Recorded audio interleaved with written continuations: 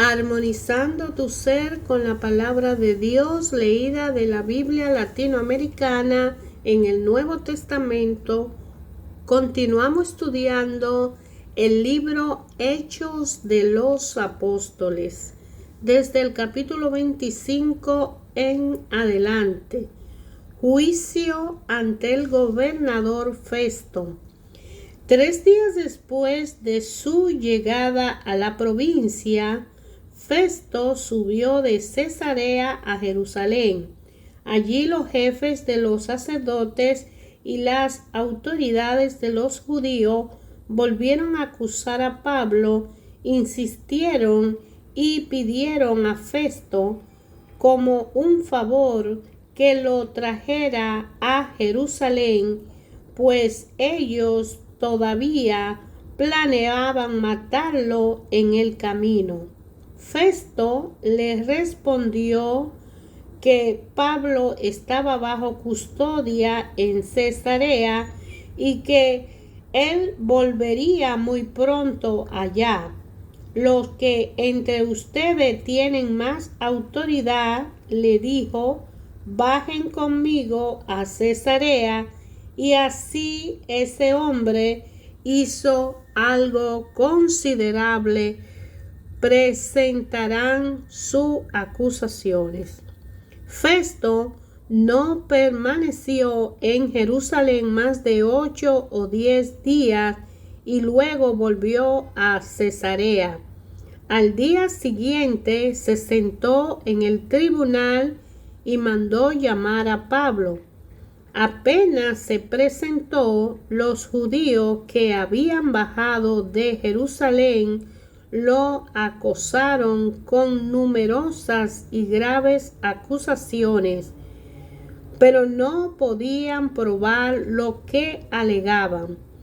Pablo se defendió diciendo: yo no he cometido ninguna falta contra la ley de los judíos, ni contra el templo, ni contra el César. Entonces Festo, que quería ganarse la amistad de los judíos, preguntó a Pablo: si soy yo el que te va a juzgar, ¿quieres subir a Jerusalén? Pablo contestó: estoy ante el tribunal del César. Ahí debo ser juzgado. No he hecho ningún mal a los judíos, como tú muy bien sabes. Si he cometido algún delito que merezca la muerte, acepto morir. Pero si no he hecho nada de lo que me acusan, nadie tiene derecho a entregarme a ello. Apelo al César. Entonces, Festo, después de hablar con su consejo, decidió, has apelado al César irá. Transcurrido unos días, llegaron a Cesarea el rey Agripa y su hermana Berenice para saludar a Festo. Permanecieron allí algún tiempo y Festo expuso al rey el caso de Pablo, diciéndole: tenemos aquí a un hombre que Félix dejó preso cuando estuve en Jerusalén. Los jefes de los sacerdotes y los ancianos de los judíos presentaron queja contra él y me pidieron que lo condenara. Yo le contesté que los romanos no acostumbran entregar a un hombre sin que haya tenido la oportunidad de defenderse de los cargos en presencia de sus acusadores.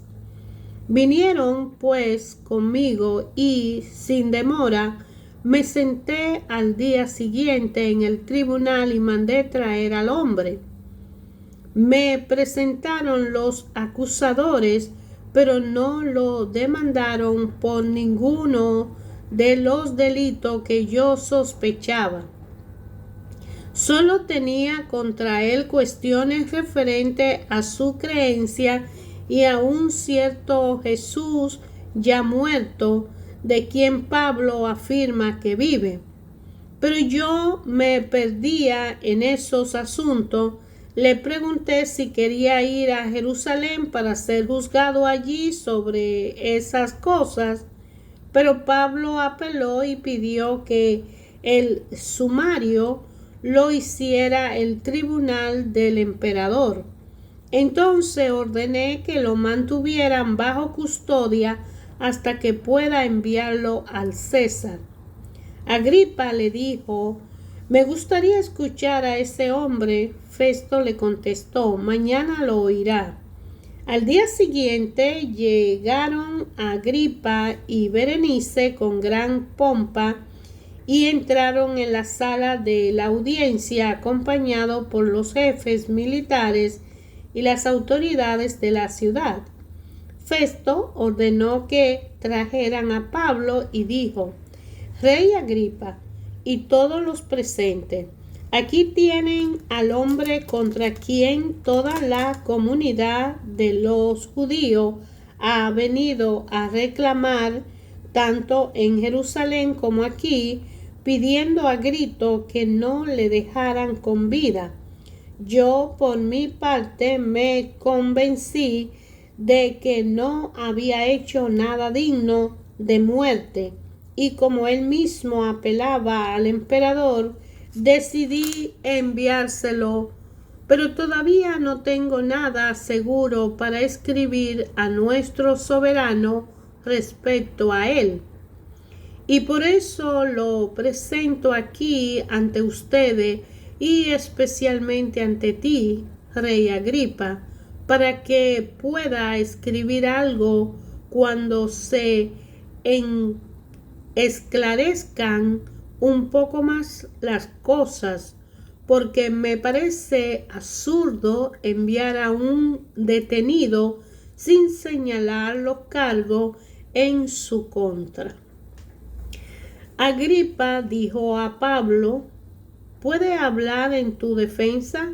Entonces Pablo extendió su mano y empezó a hablar así: Rey Agripa, me siento afortunado de poderme defender hoy ante ti de todo lo que me reprochan los judíos, pues tú conoces perfectamente sus costumbres y las discusiones propias de ellos.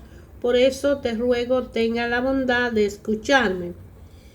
Todos los judíos saben cómo he vivido desde mi juventud tanto en la comunidad judía como en Jerusalén.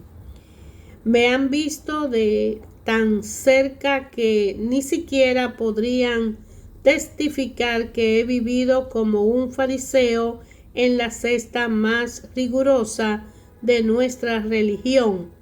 Y si ahora soy aquí procesado, es por esperar la promesa hecha por Dios a nuestros padres. De hecho, el culto perpetuo que nuestras 12 tribus rinden a Dios noche y día no tiene otro propósito que el de alcanzar esta promesa. Por esta esperanza, oh Rey, me acusan los judíos. Pero ¿por qué no quieren ustedes creer que Dios resucita a los muertos? Yo mismo al principio consideré que era mi deber usar todos los medios para combatir el nombre de Jesús el Nazareno. Así lo hice en Jerusalén con los poderes que me dieron los jefes de los sacerdotes. Hice encarcelar a muchos creyentes, y cuando eran condenados a muerte, yo di también mi voto. Recorría la sinagoga y multiplicaba los castigos para obligarlo a renegar de su fe, y tal era mi furor contra ello que lo perseguía hasta fuera de nuestras fronteras. Con ese propósito iba a Damasco, con pleno poderes y por encargo de los jefes de los sacerdotes. En el camino, oh rey, a eso del mediodía, vi una luz que venía del cielo, más resplandeciente que el sol, que nos deslumbró a mí y a los que me acompañaban. Todos camino al suelo, y yo oí una voz que me decía en hebreo: Saulo, Saulo, ¿por qué me persigue? En vano pataleé contra el aguijón. Yo dije: ¿quién eres, Señor? Y el Señor dijo: yo soy Jesús, a quien tú persigues. Ahora levántate y ponte en pie. Me he manifestado a ti para hacerte servidor y testigo de lo que has visto de mí y de lo que te mostraré más adelante. Yo te protegeré tanto a tu pueblo como de los paganos a quienes te envío. Tú le abrirás los ojos para que se conviertan de las tinieblas a la luz y del poder de Satanás a Dios. Creyendo en mí se le perdonarán los pecados y compartirán la herencia de los santos. Yo, rey Agripa, no rechacé esta visión celestial. Muy por el contrario, empecé a predicar primero a la gente de Damasco, luego en Jerusalén y en el país de los judíos, y por último en las naciones paganas. Y le pedía que se arrepintieran y se convirtieran a Dios, mostrando en adelante los frutos de una verdadera conversión. Al cumplir esta misión, los judíos me detuvieron en el templo y trataron de matarme, pero con la ayuda de Dios seguí dando mi testimonio a grandes y pequeños hasta el día de hoy. En ningún momento me aparto de lo que Moisés y los profetas dijeron de antemano: que el Mesías tenía que morir, que sería el primero en resucitar de entre los muertos y después anunciar la luz tanto a su pueblo como a las demás naciones. Al llegar Pablo a este punto de su defensa, Festo exclamó con voz muy alta: Pablo, tú estás loco. Tú mucho estudio te han trastornado la mente. No estoy loco, escepticismo. Festo, excelentísimo Festo, no estoy loco. Diciendo cosas verdaderas con mucho sentido. El rey está bien enterado de estas cosas, por eso le hablo con tanta libertad. Estoy convencido de que no ignora nada de este asunto, pues esas cosas no han sucedido en un rincón. Rey Agripa, ¿crees a los profetas? Yo sé que crees. Agripa le contestó: un poco más y vas a pensar que ya me has hecho cristiano.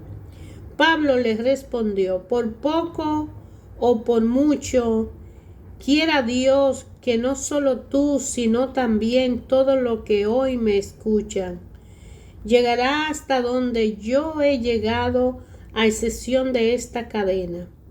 En ese momento el rey se levantó y con el gobernador Berenice y todos los asistentes, mientras se retiraban, conversaban entre sí y decían: este no es hombre para hacer cosa que merezca la muerte o la cárcel. Agripa dijo a Festo: si no hubiera apelado al César, se le habría podido dejar en libertad. Cuando se decidió que nos debíamos embarcar rumbo a Italia, Pablo y otros prisioneros fueron entregados a un tal Julio, capitán del batallón Augusto, subido a bordo de un barco de Adrumetos que se dirigía a la costa de Asia, y zarpamos. No acompañaba a Aristarco, un macedonio de la ciudad de Tesalónica. Llegamos a Sidón al día siguiente. Julio se mostró muy humano con Pablo y le permitió visitar a sus amigos y que pudiera atenderle. Partiendo de allí nos desviamos hacia Chipre, pues los vientos eran contrarios. Atravesamos los mares de Sicilia y Panfilia y llegamos a Mira de Licia. Allí el capitán encontró un barco de Alejandría que se dirigía a Italia y nos hizo subir a bordo. Durante varios días navegamos lentamente y con muchas dificultades llegamos frente a Nido. Como el viento no nos dejaba entrar en ese puerto, navegamos al abrigo de Creta, dando visto al cabo Salmón. Lo costeamos con dificultad y llegamos a un lugar llamado Puerto Bueno, cerca de la ciudad de Lasea. El tiempo transcurría, ya había pasado la fiesta del ayuno y la navegación empezaba a ser peligrosa. Entonces Pablo le dijo: amigo, yo veo que la travesía es muy arriesgada y vamos a perder no solo la carga y la nave, sino también nuestras vidas. Pero el oficial romano confiaba más en el piloto y en el patrón del barco que en las palabras de Pablo. Como además este puerto era poco apropiado para pasar el invierno, la mayoría acordó partir esperando anclar con un poco de suerte.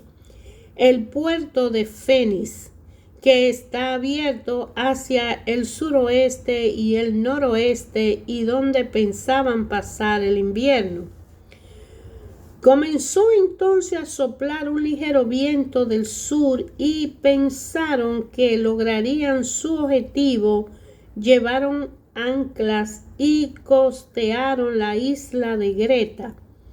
Pero poco después la isla fue barrida por un viento huracanado que llamaban Euroaquilón. El barco fue arrastrado y no se logró hacer frente al viento, de manera que nos quedamos a la deriva. Mientras pasábamos al abrigo de una pequeña isla llamada Caudaz, logramos con mucho esfuerzo recuperar el bote salvavidas. Una vez subido a bordo, hubo que asegurar el casco ciñéndolo por debajo con cable. Ante el peligro de encallar en la arena de Sirte, soltaron el ancla flotante y no bajamos a arrastrar. El temporal era tan violento que al día siguiente tuvieron que arrojar al agua parte del cargamento.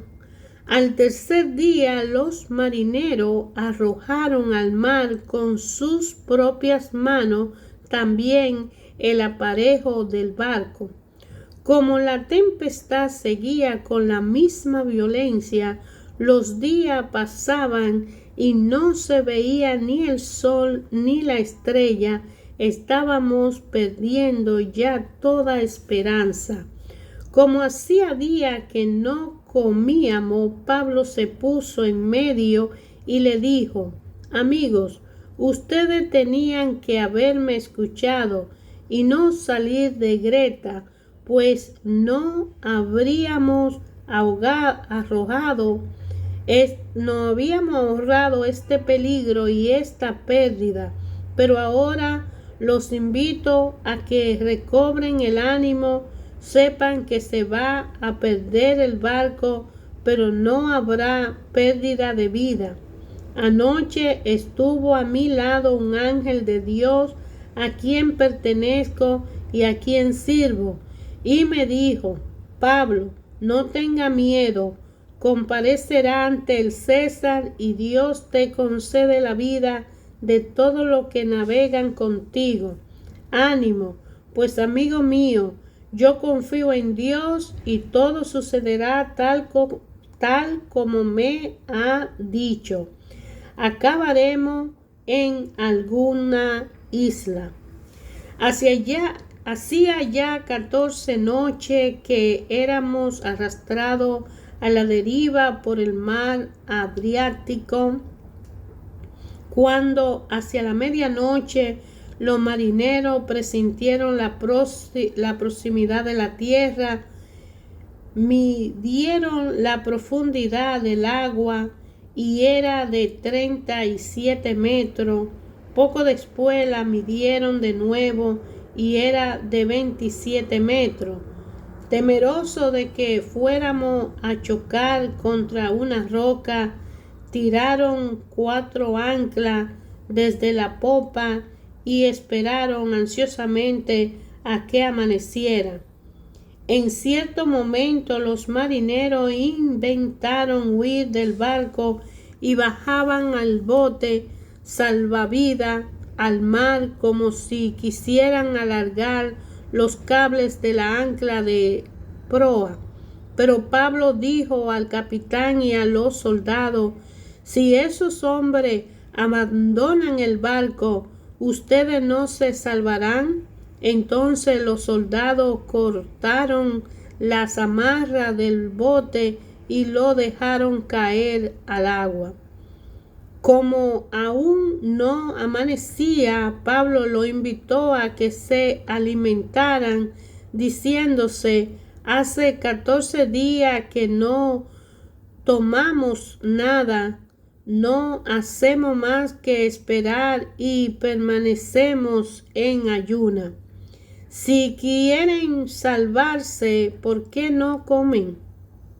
Le aseguro que ninguno de ustedes perecerá y ni siquiera uno de sus cabellos se perderá. Dicho esto, tomó pan, dio gracias a Dios delante de todo, lo partió y se puso a comer. Los otros se animaron, al fin todos se pusieron a comer. En toda éramos 276 personas en el barco. Una vez satisfechos, tiraron el trigo al mar para reducir el peso del barco. Cuando amaneció, no reconocieron la tierra, pero divisaron una bahía con su playa y acordaron hacer lo posible por encallar en ella el barco. Soltaron las anclas y las dejaron caer al mar mientras aflojaron las cuerdas de los timones y izaron al viento las velas delanteras y se dejaron arrastrar hacia la playa, pero chocaron contra un barco de arena y el barco quedó encallado. La proa se clavó y quedó inmóvil mientras la pompa se iba destrozando por los golpes violentos de las olas. Entonces los soldados pensaron en dar muerte a los presos por temor a que alguno se escapara nadando, pero el capitán, que quería salvar a Pablo, no se lo permitió. Ordenó que los que supieran nadar se tiraran los primeros al agua y se dirigieran a la playa.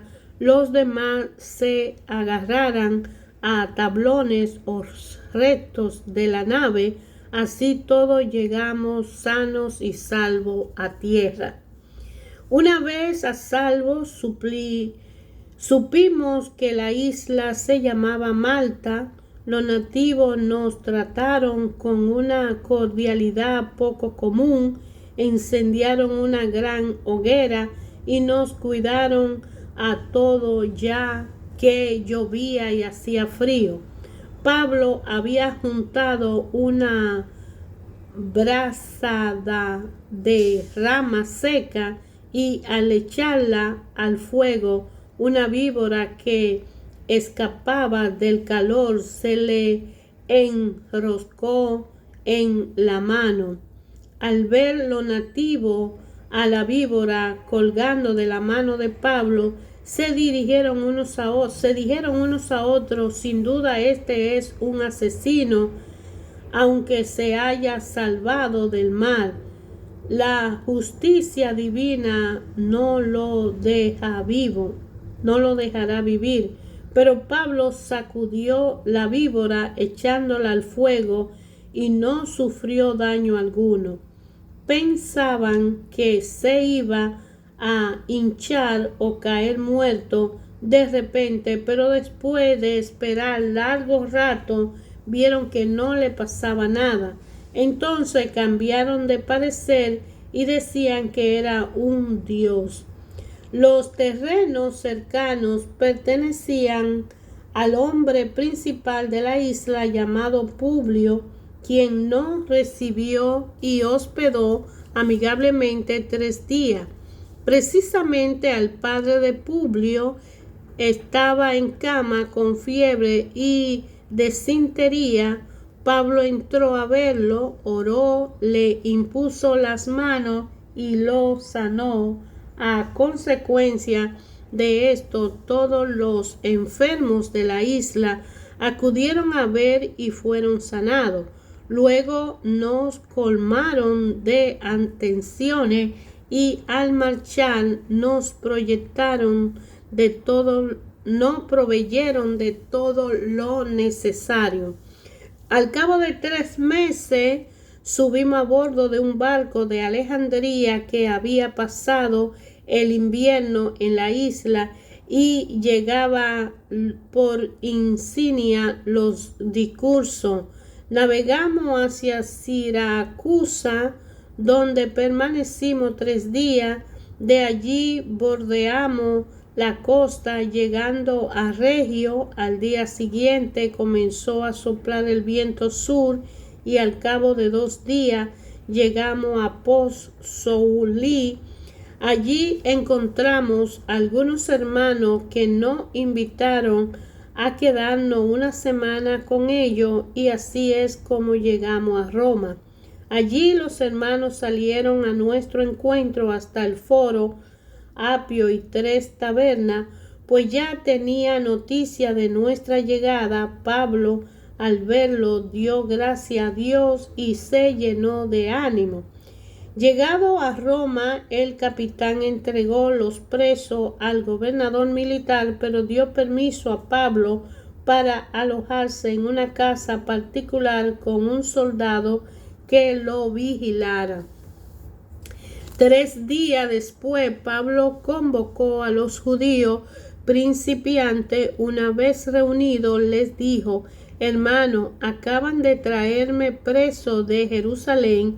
He sido entregado a los romanos sin que yo haya ofendido a las autoridades de nuestro pueblo ni las tradiciones de nuestros padres. Los romanos querían dejarme en libertad después de haberme interrogado, pues no encontraban en mí nada que mereciera la muerte.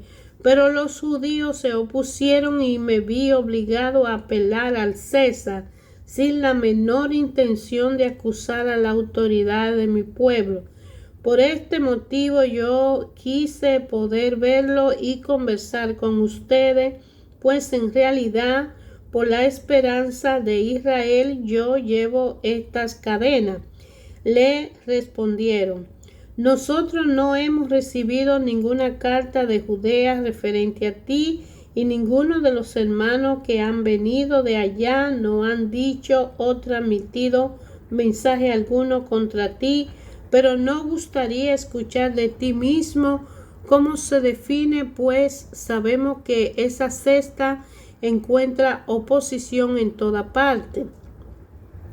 Fijaron con él un día y vinieron en gran número donde se hospedaba. Pablo le hizo una exposición de la mañana hasta la noche, le habló del reino de Dios, partiendo de la ley de Moisés y los profetas, y trataba de convencerlo acerca de Jesús. Unos se convencían por su palabra y otros no.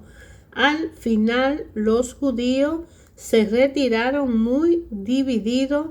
Pablo lo despidió con estas palabras: es muy acertado lo que dijo el Espíritu Santo cuando hablaba a sus padres por boca del profeta Isaías. Ve al encuentro de este pueblo y dile: por más que oigan no entenderán, y por más que miren no verán. El corazón de este pueblo se ha endurecido, se ha tapado los oídos y cerrado los ojos. Tienen miedo de ver con sus ojos y de oír con sus oídos, pues entonces comprenderían y se convertirían y yo los sanaría. Por eso sepan que esta salvación de Dios ya ha sido proclamada a los paganos, ellos la escucharán.